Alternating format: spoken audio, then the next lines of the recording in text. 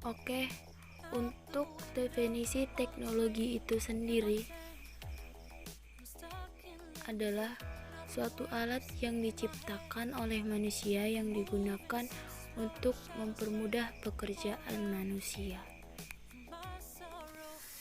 Sedangkan informasi itu sendiri adalah data yang sudah diolah yang berguna bagi si penerimanya. Nah, sekarang kita lihat definisi dari teknologi informasi itu. Menurut Hack dan Keen, teknologi informasi itu adalah seperangkat alat yang membantu dan melakukan tugas-tugas yang berhubungan dengan pemrosesan informasi. Kemudian Martin mengatakan teknologi informasi tidak hanya terbatas pada teknologi komputer, melainkan juga mencakup teknologi komunikasi. Dan dari William dan Sawyer, teknologi yang menggabungkan komputasi atau komputer dengan jalur komunikasi berkecepatan tinggi yang membawa data, suara, dan video. Secara kesimpulan, kita melihat teknologi informasi adalah istilah terhadap berbagai macam teknologi yang digunakan dalam pembentukan, penyimpanan, dan penyebaran informasi untuk berbagai aspek, berbagai kehidupan manusia. Jadi lingkupnya adalah teknologi yang digunakan, yang berupa pembentukan, penyimpanan, dan penyebaran informasi untuk berbagai aspek kehidupan manusia. Selanjutnya kita lihat perlunya teknologi informasi itu, sebab-sebabnya karena apa. Baiklah, yang pertama, karena tuntunan zaman. 2. Kompleksitas tugas manajemen. Yang ketiga, pengaruh globalisasi. 4. Perlunya respons time cepat. Yang kelima, tekanan persaingan bisnis. 5. Memperluas jaringan-jaringan baru. Dan yang selanjutnya, teknologi informasi itu dikelompokkan menjadi 6 teknologi, yaitu yang pertama, teknologi komunikasi. Contoh-contohnya komunikasi satelit, televisi, handphone. Yang kedua, teknologi masukan atau input. Contohnya keyboard, mouse, scan finger, code dan barcode dan lain-lain. Dan kemudian teknologi keluaran atau output. Contohnya monitor, printer, fax, dan lain-lain. Dan selanjutnya teknologi perangkat lunak atau software. Contohnya software sistem operasi, software multimedia, dan lain-lain. Dan yang selanjutnya itu teknologi penyimpanan storage. Dan contohnya ada primary storage yang biasa kita kenal dengan RAM, secondary. Selanjutnya fungsi teknologi informasi. Pertama, capture. Fungsinya menerima input dari keyboard, scanner, mic, dan sebagainya. Kemudian processing, memproses data masukan menjadi informasi. Next, generating. Fungsinya tuh menghasilkan informasi ke dalam bentuk yang berguna, seperti laporan, tabel grafik, dan lain-lain. Oke, next. Selanjutnya tuh ada storage yang fungsinya menyimpan data dan informasi, mencari kembali atau retrieval, mencari kembali informasi dan data yang sudah tersimpan. Berikutnya transmission, mengirim data dan informasi dari suatu lokasi ke lokasi lain melalui jaringan komputer. Berikutnya kita lihat keuntungan penerapan teknologi informasi. Pertama, dari segi speed atau kecepatan. Komputer dapat mengolah data dalam hitungan detik. Dan yang kedua adalah konsisten. Hasil pengolahan tidak berubah-ubah. Selanjutnya precision atau ketetapan. Komputer dapat mendeteksi perbedaan yang sangat kecil dan dapat menghitung perhitungan yang sangat sulit. Yang keempat, reliability atau kehandalan yang dihasilkan dapat lebih dipercaya dibandingkan manusia. Selanjutnya peranan TI dalam organisasi. 1. Efisiensi, artinya menggantikan peran manusia dengan teknologi informasi sehingga mempermudahkan pekerjaan dan mempercepat pekerjaan kita. Yang kedua, efektivitas. Sistem informasi ini digunakan oleh pimpinan untuk pengambilan keputusan yang lebih efektif berdasarkan informasi yang akurat, tepat waktu, relevan, mudah, dan handal. Dan yang ketiga itu kompetitif, artinya digunakan untuk mengingatkan daya saing organisasi di dalam era persaingan yang semakin ketat ini.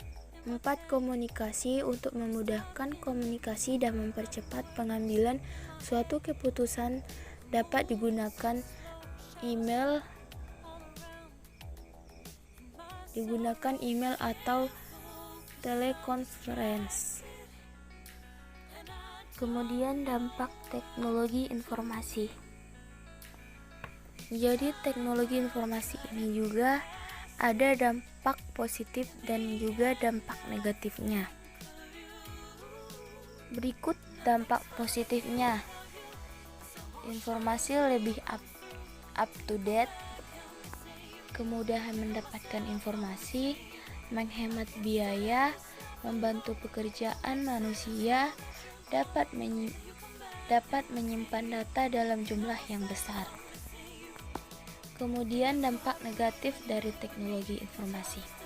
Penipuan dan pembajakan, pencurian, pornografi, perjudian, dan kekerasan. Dampak terhadap tenaga kerja, risiko kesehatan. Jadi, dampak dari teknologi informasi ini ada yang positifnya dan ada yang negatifnya. Kemudian teknologi yang membunuh bisnis lainnya, pertama email. Dulu untuk berkorespondensi orang butuh perangko, kertas surat, dan amplop di tangan. Setelah itu harus cari kantor pos untuk mengirim surat dan menunggu balasannya butuh waktu yang sangat lama. Dan keuntungan email yang sekarang ini, waktu pengiriman dan penerimaan yang sangat cepat. Jadi pesan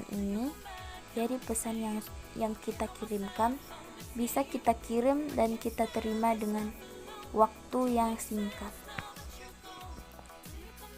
Juga ada smartphone atau HP.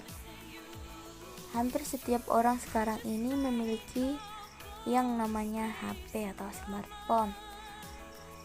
Kegunaannya tidak hanya untuk menelpon dan mengirim pesan, tapi juga bisa melakukan banyak hal seperti mengirim dan menerima email, mendengarkan musik, menonton video, foto, dan lain-lain. Dan ada juga yang namanya iTunes atau yang kita kenal dengan musik. iTunes adalah program pemutar musik digital sekaligus toko online yang kemungkinan pengguna membeli musik dan langsung diunduh. Akibatnya, banyak toko-toko musik fisik terpaksa harus tutup atau bisa kita kenal dengan gulung tikar. Nama saya Yeni, NIM 2137082 dari Teknik Informatika kelas B. Saya akan memberi judul pengertian komputer.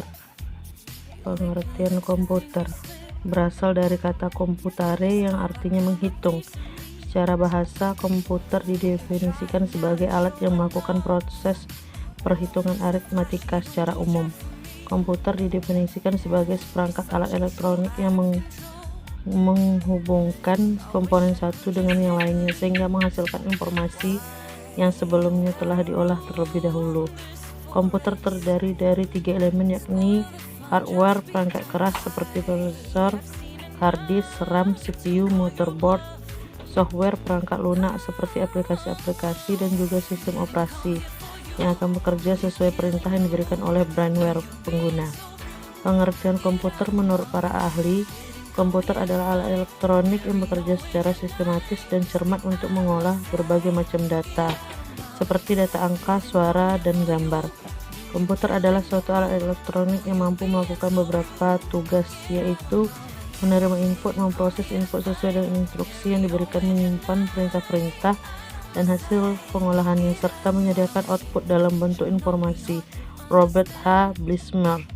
Komputer adalah mesin penghitung elektronik yang cepat dan dapat menerima informasi input digital, kemudian memprosesnya sesuai dengan program yang tersimpan di memorinya, dan menghasilkan output berupa informasi. V. C. Hamaker. Sejarah komputer berkaitan erat dengan perhitungan aritmatika. Jadi pada zaman dahulu fungsi komputer adalah sebagai alat bantu hitung manusia. Seorang pakar matematika yang bernama Charles Babbage asal Inggris merupakan orang pertama di dunia yang berani berkirim surat pada para ahli di kerajaan Inggris untuk mengembangkan alat hitung mekanik yakni komputer. Pemikiran tersebut dia tuangkan secara tersurat di dalam surat yang berjudul Catatan tentang Penggunaan Mesin pada Penghitungan Astronomi dan Tabel Matematika. Surat tersebut dia kirim pada tanggal 14 Juni 1822.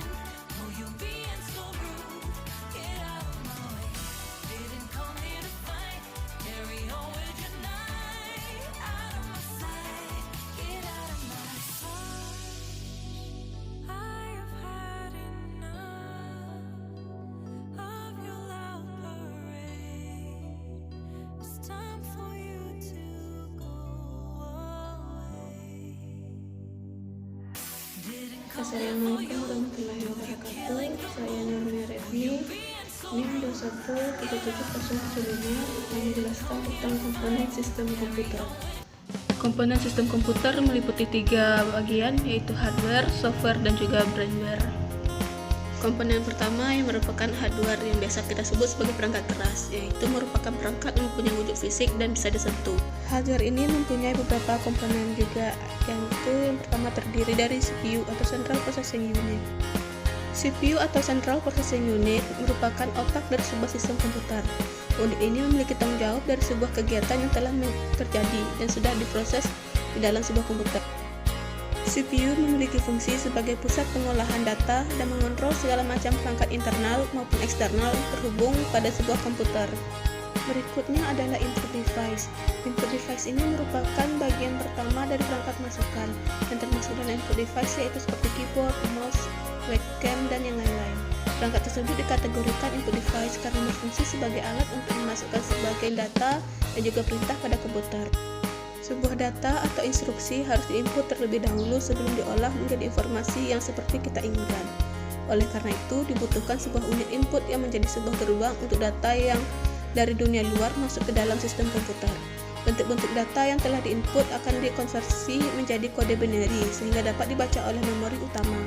Berikutnya adalah output device atau perangkat keluaran. Output device atau perangkat keluaran adalah perangkat yang memberikan atau mengeluarkan hasil dari data yang masuk dan telah diproses. Berikut adalah contoh-contoh dari output device atau perangkat keluaran. Output device ini menyajikan segala informasi yang didapat dari pemrosesan sistem komputer seperti gambar, suara, dan video. Perangkat hardware berikutnya yaitu storage device atau perangkat penyimpanan. Sesuai dengan namanya, perangkat ini adalah alat yang digunakan untuk menyimpan berbagai data. Storage device sendiri terdiri dari dua macam, yaitu internal storage dan external storage. Contohnya dari internal storage adalah hard disk dan RAM, sedangkan external storage misalnya adalah hard disk, eksternal, CD, dan yang lainnya. Komponen komputer yang kedua yaitu software, yang merupakan perangkat lunak yang tidak memiliki wujud fisik. Perangkat jenis ini terdiri dari program yang bertugas untuk mengolah data yang sudah dimasukkan ke dalam hardware. Software kembali dibagi menjadi 3 bagian yang berbeda, yaitu software sistem, software aplikasi, dan software tambahan. Software yang pertama yaitu sistem operasi, yang merupakan sebuah program dasar yang ada pada komputer, yang umumnya berfungsi untuk menghubungkan seorang pengguna dengan hardware. Bisa dikatakan juga bahwa sistem operasi merupakan perangkat lunak yang berfungsi untuk melakukan suatu pengontrolan dan manajemen perangkat keras, serta termasuk menjalankan sebuah aplikasi yang dapat melakukan suatu proses pengolahan data. Sebagai contoh, Microsoft Word, Linux, Mac OS, dan lain sebagainya. Setelah operating system, ada utility software, yang merupakan salah satu kategori software yang bertugas menjaga dan melindungi suatu sistem komputer tetapi tidak berhadapan langsung dengan sebuah hardware. Contoh dari utility software ini yaitu antivirus, firewall, defragmenter, server, dan yang lain sebagainya. Setelah utility software, ada program aplikasi, yang merupakan salah satu kategori software yang digunakan untuk membantu sebuah pekerjaan seorang pengguna komputer untuk bisa mengolah berbagai macam data komputer yang ada pada komputer mereka tersebut. Perangkat lunak komputer pada umumnya hanya diinstal sesuai dengan kebutuhan dari seorang pengguna komputer tersebut, seperti contoh Microsoft Excel, Word, Access, Photoshop, dan lain sebagainya. Di dalam software juga terdapat programming language atau bahasa pemrograman, yang merupakan salah satu bahasa yang biasa digunakan oleh seorang pengguna komputer untuk mempermudah sebuah komunikasi dengan komputer. Programming language bisa dikatakan juga sebagai sebuah standar bahasa yang merupakan suatu instruksi untuk berkomunikasi dan memberikan suatu perintah pada komputer tersebut. Contohnya seperti PHP, Java, Python, C, dan lain sebagainya. Komponen komputer berikutnya yaitu brainware, yang merupakan orang yang melaksanakan atau mengoperasikan sebuah komputer. Brainware mempunyai peran yang sangat penting karena sebuah komputer tidak dapat digunakan jika tidak dioperasikan oleh manusia. Jadi brainware yaitu merupakan orang yang terlibat dalam suatu kegiatan pemanfaatan sebuah komputer.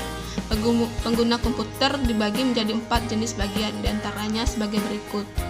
Yang pertama yaitu programmer, yaitu seorang yang memiliki keahlian untuk menguasai banyak atau salah satu dari suatu bahasa pemrograman.